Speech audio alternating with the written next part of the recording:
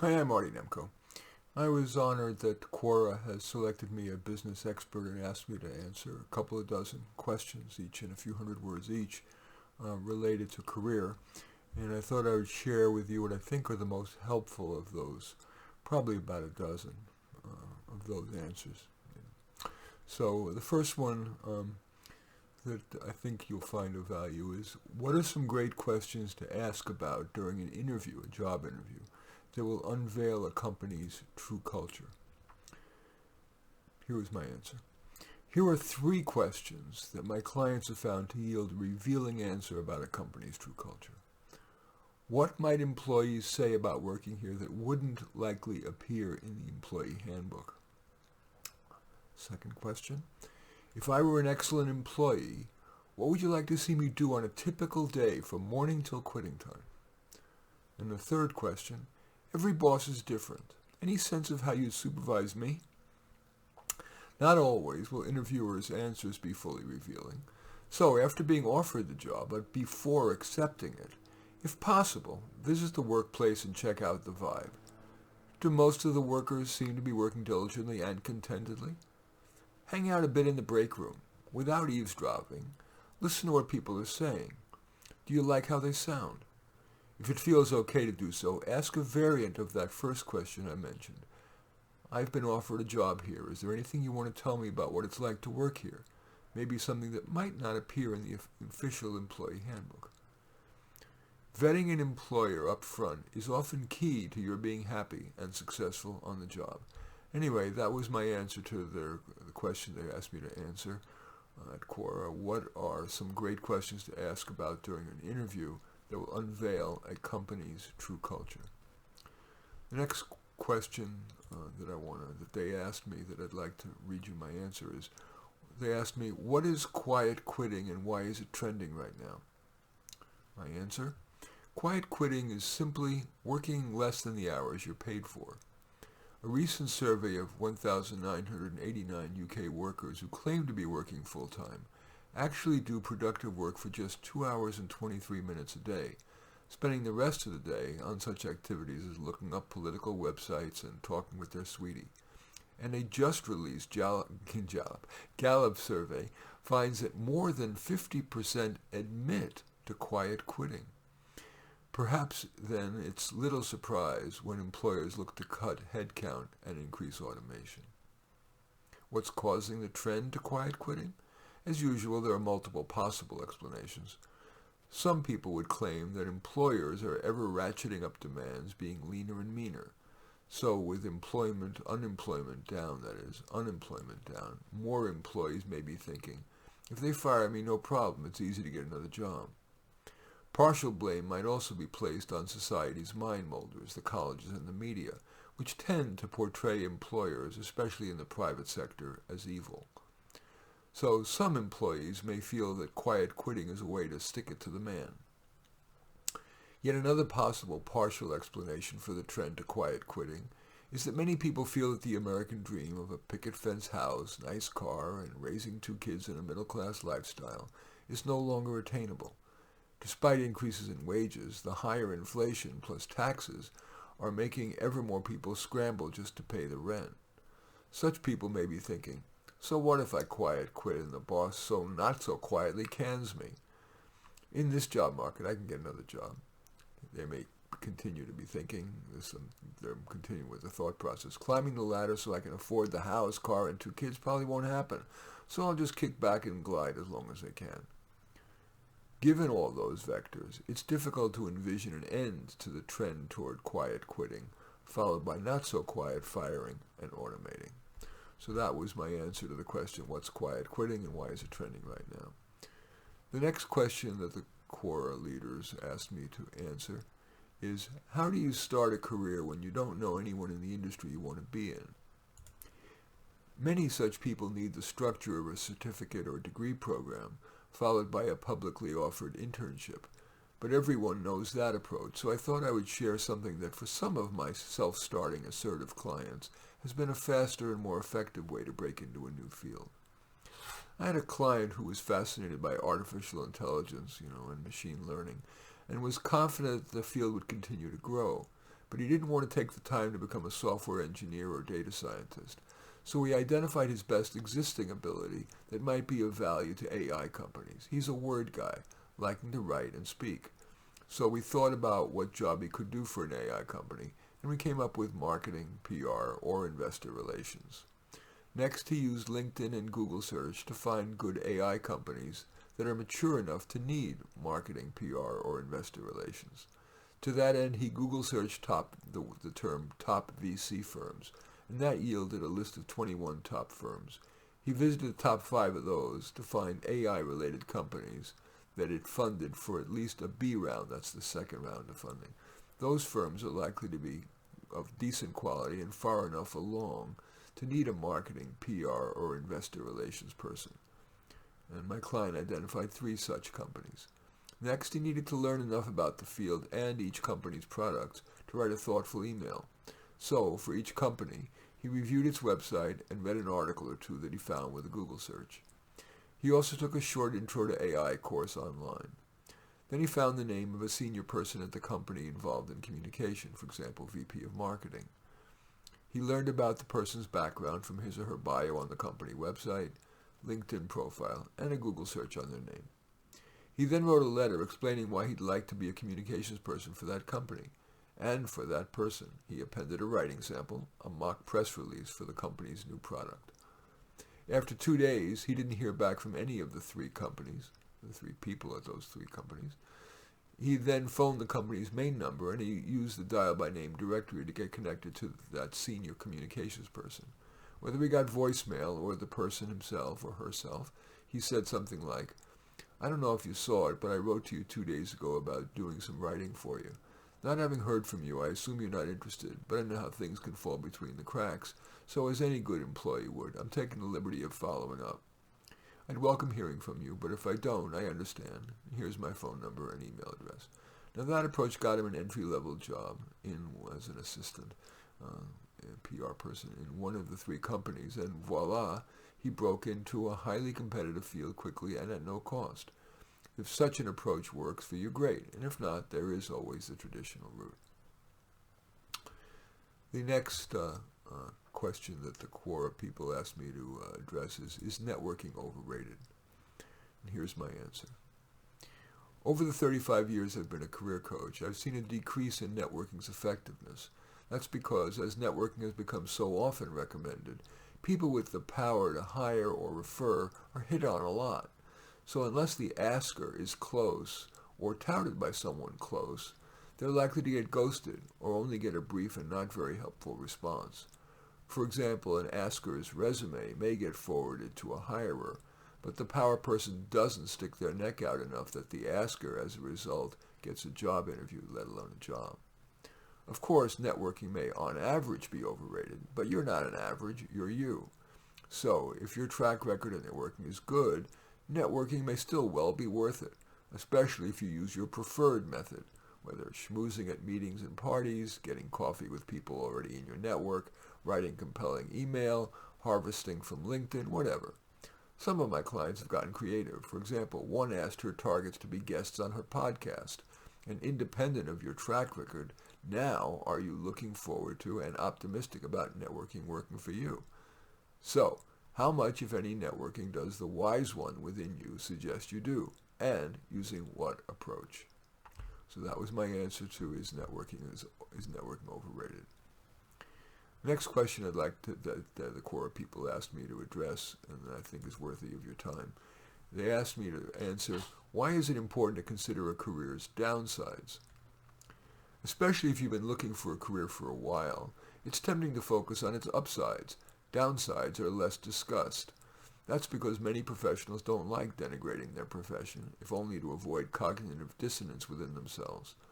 Also, many professionals prefer to encourage wannabes, or more broadly, to be a positive person. But in the confidentiality of my office, many clients have lamented their career's downsides. I have had many clients in the following 4 professions. Here are downsides that they've often cited. Physician. Time pressure caused by Medicare and insurer, quote, guidelines. Inordinate paperwork to comply with Medicare and insurer requirements and to help protect against malpractice claims. non-compliant yet entitled patience. Conversely, know-it-all patience, uncertainty in making a diagnosis and in recommending treatment, limited ability to sufficiently address serious major diseases, for example, cardiovascular disease, diabetes, and cancer. According to the American Medical Association, a recent survey, more than half of physicians feel burnout. The second career, I want to have a lot of clients who are lawyers, and here are the downsides that they've often talked about. Inordinate hyper-detailed work, undue contentiousness, lawyer games playing, and pressure to win or to meet the billable hour requirements, contempt unethical behavior. Despite lawyers' major investment of money and time and training, 25% leave the profession within the first 10 years. A third career I'm quite familiar with, have lots of clients, and those are psychotherapists and counselors, and here are downsides a number of them have talked about. It can be draining to all day listen to client complaints, especially if they don't follow through with promised efforts to change. Many self-employed psychotherapists must spend much time marketing their practice, and the typical counselor doesn't have a marketer's mindset and skill set. And finally, psychotherapy is more art than science. Unless a counselor is gifted at it, the success rate can be disappointing. According to the New York Times, the average value added over just a single chat with a physician is small. In the final career, I want to talk about their downsides, because this is what the core asked me to talk about downsides. There are, of course, upsides to these professions, but regarding downsides, teacher. Downside one is that mandates for mixed ability classes, from special needs to gifted, native speakers to newcomers, make it challenging to meet the needs of all students. Many teachers have a hard time motivating students to learn the arcana in the now widely mandated Common Core curriculum. Pushy or non-involved parents. Public school teachers are unionized, so everyone gets the same pay, whether they work hard and get excellent results or work minimally and get poor results. According to the National Education Association, that is the teachers' union, 55% of teachers plan on leaving the profession earlier than they had anticipated. The takeaway, of course, one size doesn't fit all. A career's downsides affect some people more than others, and the upsides may or may not outweigh. But it is unarguable that a clear-eyed examination of both up and downsides is key to finding career satisfaction and success. The next question that the core people asked me to address that I want to share with you are, what are some of the more difficult career coaching experiences you've had? 3 come to mind. When a client has been terminated. If he or she was part of a major layoff, it hasn't been so difficult to help my client find a new, sometimes even a better job. But if my client was one of the few to be laid off or was fired, even in a good job market, especially if he or she is not in an in-fashion demographic, my client tends to have a tough time landing a decent job, even if he or she uses solid job search strategies.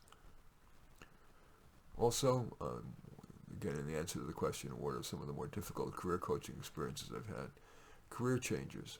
It's not easy to change careers. Training is often required, which usually means months or years with little or no income, and likely a significant outlay for the training. Then you have to convince an employer to hire you over someone with experience.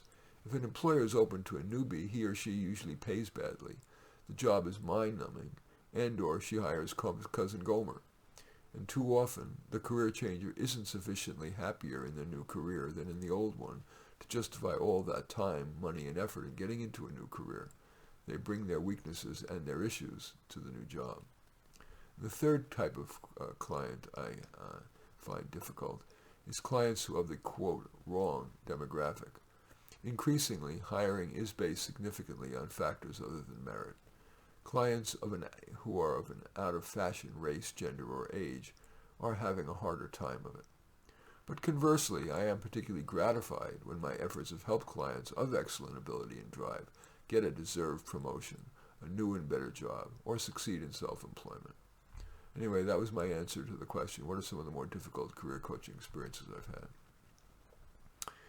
Let's see, I want to skip some of these because I said I only want to read you the ones that I feel are of particular benefit to you. Okay, we'll do this one. The Quora people asked me, what career advice would you give to a 20-something who doesn't know what they want to do? I have had hundreds of clients in that situation, and the following options have helped them choose a career that they succeed at it and enjoy and might one or more work for you. Use your connections. Often, your friends and family can open a career door for you that yields a better career launchpad job than you could get in the open market. Plus, you may get insider tips. Those advantages often outweigh the advantages of the traditional approach to choosing a career that amalgamates your skills, interests, and values. Another approach to a 20-something who doesn't know what they want to do is to leverage your major. Most 20-somethings who read Quora have attended college. All things equal, consider a career in which your major is a plus. That's a challenge for liberal arts majors, which tend to proudly be not careerist. Often what helps levitate a liberal arts major's resume from the pile is to choose an under-the-radar career or niche within a career. Here are examples from 3 common liberal arts majors. English major might consider being an archivist or a technical writer, a grant proposal writer, or a podcast editor. Majors in political science might consider being a political campaign staffer, a pollster, a staffer to a local or state government official. A psychology major might consider being an employment test developer, an ad writer, and or a parenting coach. And the third approach to figuring out what you want to do with a career, if you're 20-something and don't know what you want to do, is to use what's called your motivated skills. What's a core ability or skill that you enjoy using? That's called a motivated skill. What career would use that liberally? For example, a motivated skill of mine is the ability to come up with ideas quickly and express them verbally or in writing. I use that a lot in my career as a career counselor and speaker and writer about those. What's 1 or 2 of your motivated skills? What career or 2 might make good use of them? Having trouble coming up with a motivated skill? You might list your life's major accomplishments. Yes, focus on those in adulthood, but if the list is too short, think back to your college, high school, even your childhood accomplishments. Does a motivated skill or 2 pop out as a common thread? Of course, best would be if you could combine all 3 of those methods, your connections, your major, and your core motivated skill. Anything pop to mind? If not, Google the term careers and insert your major. That may turn up a list of careers. Or consult my book, Careers for Dummies, which profiles 340 careers arranged by skill. Anyway, that was my answer to the question, what career advice would you give to a 20-something who doesn't know what they want to do? Let's skip a couple of these questions. Okay. This was, what are 3 most important things you've learned in your profession? My answer to this, again, that's what the Quora people asked me to answer. The following have been helpful to my clients as well as to me. Choose an efficient way to learn, whether it be self-study, Google found articles and videos, mentoring, and one-shot classes. Those are usually more efficient ways to learn than our full courses, let alone degree programs. That's because they're individualized to what you want to learn and at the pace at which you learn. Another thing I've learned about self-improvement is to learn just in time. Learn what you need, when you need it. You'll be more motivated to learn and more likely to retain what you've learned. And 3, build on your strengths. Building on your strengths rather than remediating your weaknesses is likely to yield greater success. For example, if you're comfortable in public speaking, take your storytelling, your poise, etc. to the next level, whether by practicing in front of a mirror or a friend or in actual talks. Record and critique your efforts. Solicit feedback. Also keep looking for opportunities to speak, not only within your organization, but externally, for example, to the community or at conferences. So those are my answers to the question that Quora asked me to write. Self-improvement. What are the 3 most important things you've learned? Okay. Let's skip a couple of these.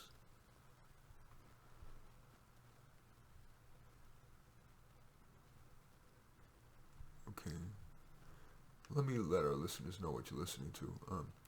If you are listening to this as a podcast, this is an episode of my podcast, How to Do Life. I'm going to take just the briefest break so my announcer can do a thing, and then I hope you'll stay with me. I've got another, half dozen or so, I think, useful answers to questions that Quora has asked me to answer. Okay.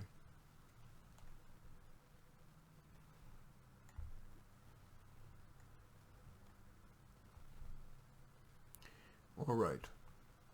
So, for those of you just joining me, Quora has flattered. They've named me a business expert and have asked me to answer a couple of dozen career-related questions, and I have done so, and I'm picking the ones that I think are of greatest benefit to you, and I'm reading those to you. Next question that Quora asked me to address that I'd like to share with you is, are there soft skills that every successful leader has that can be gained without leadership experience? Here's my answer. I've coached many leaders and future leaders. Here's a distillation of what I've learned it takes and how to accomplish it up front. Leaders need the vision thing. To boost yours, imagine you're in leadership. Given your organization's strengths, weaknesses, opportunities, and threats, what's an exciting yet at least reasonably realistic big goal? Nothing come to mind?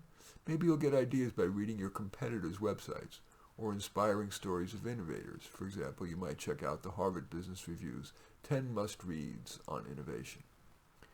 Leaders should balance encouragement with fear. The leader who only praises may elicit verbal assent, but quietly, most employees respect and are motivated by the combination of praise and deserved criticism. Do you tend to overemphasize either? Of course, you don't want to be a terror, but neither do you want to be a milquetoast. Even if for now you're an individual contributor, visualize yourself as a leader talking with employees, strong and weak, and responding to ideas, good and foolish. What would your best self do? Do you know of a leader you admire? Picture him or her in action. How would that person bring out the best in the troops? Remember that one size does not fit all. Good leadership includes individualization. Some employees need autonomy. Others need close supervision.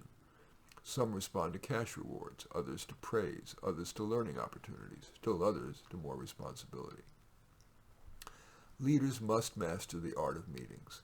First, good leaders avoid calling too many meetings. They're expensive and time-consuming, with accomplishment often greater by querying people's reactions by email or Slack, or I guess Microsoft Teams. When a meeting is called, everyone has to stop what they're doing and mainly be passive and or dispense a dog and pony show. Of course, some meetings are necessary, for example, when real-time exchange is needed on a time-sensitive issue, or simply to boost esprit de corps. Even when it is wise to call a meeting, the good leader runs it crisply, sending the agenda in advance, assigning pre-work, and soliciting suggested changes. The leader is often wise to schedule a meeting for only 15 to 30 minutes, maybe with the participants standing, and holding the meeting right before lunch or before the end of the day, so participants are likely to say only what's important. The good leader keeps to the agenda and cuts off long-winded or otherwise unproductive talk. He or she realizes that while doing that may hurt a speaker's feelings, the other attendees are usually grateful. Public speaking. Of course, leaders do a lot of public speaking to both internal and external audiences, for example, to the media, at conferences, and in investor relations sessions. Even if your current job doesn't afford opportunities for public speaking, you can improve yours by watching great speakers live or on YouTube. I especially like General Douglas MacArthur's speech to the West Point cadets, which is on YouTube. You might start your practicing by giving a 1-minute talk on your favorite topic. Talk into a mirror or to a trusted friend. Record it on your phone and ask yourself how compelling you are and what you might do differently. Want more guidance? Perhaps join Toastmasters or hire a speaking coach. 2 more things that are key to leadership that you can get some skill at without being in leadership yet. Hiring. It's often said that it may be true that hiring is a leader's most important task. With exaggeration and dissembling too common in job applications, it's wise to prioritize referrals from trusted colleagues. Google's head of human resources, Laszlo Bock, reported in his book Work Rules that Google hires more on intelligence and drive than on experience, and that comports with my clients' experiences in hiring. Stock interview questions such as, what's your greatest strength and weakness, are too coachable. Interviews should focus on simulations of the job's common, difficult tasks. Also probe stated accomplishments. For example, walk me through how you saved the company the $3 million you stated on your resume. Even weak candidates usually muster good references. Don't overweight them. And finally, a good leader has to be good at firing. It's only human to want to help weak employees, but if initial efforts yield paltry improvement, it's usually wise to cut your losses. But rather than jump to a formal termination process, which can be long, expensive, and contentious, You might try to counsel out the person, perhaps suggesting a position that might be a better fit. Replacing weak employees is a favor to coworkers, customers, maybe shareholders, even to the larger society. In sum, yes, experience helps to develop leadership, but my clients have found that no matter your current position, the above-mentioned items can help you become a good, maybe even a beloved leader. Next question I want to ask, that Quora asked me to answer that I want to share with you, is they asked me to answer this question. How do you know when you've reached you're topped out? They changed it. It's topped out, they changed it, reach your limit. Anyway, how do you know when you've topped out? Some of my career coaching clients wondered whether they've topped out or even have risen to their level of incompetence. Your answers to the following may help you decide and what your next step should be. Does the feedback you received in performance evaluations and informal comments suggest that you have topped out? Sometimes you get that feedback more subtly. Are your work products and contributions at meetings rarely supported? Are you being excluded from meetings with higher-ups? Now look inward, considering not just other people's opinions, but your own. If you're honest with yourself, do you think you should accept and even be grateful for where you are? Now let's assume you think you have reached your ceiling. The question is whether you want to graciously accept that we all have limits and you've reached yours, or should that recognition fuel you to try to push through the ceiling, gain a new skill, or improve your attitude? A number of my clients have broken through their ceiling by making a career pivot, a modest change that would accentuate strengths and skirt weaknesses. For example, if your new ideas are usually met with silence or derision, perhaps you're better at implementing others' visions or vice versa. Some people who have topped out create an outside-of-work goal, gaining skill in an existing hobby or starting a new one. For example, a client decided she wanted to learn how to make YouTube videos. Other clients have focused on improving a relationship or unearthing a new one. Up isn't the only way. Sometimes it's wise to accept, indeed be grateful for how far you've come, and maybe focus on some outside-of-work goal. Other people are wiser to use that fear they've topped out as fuel to push through that ceiling to new heights. What would the wise one within you do?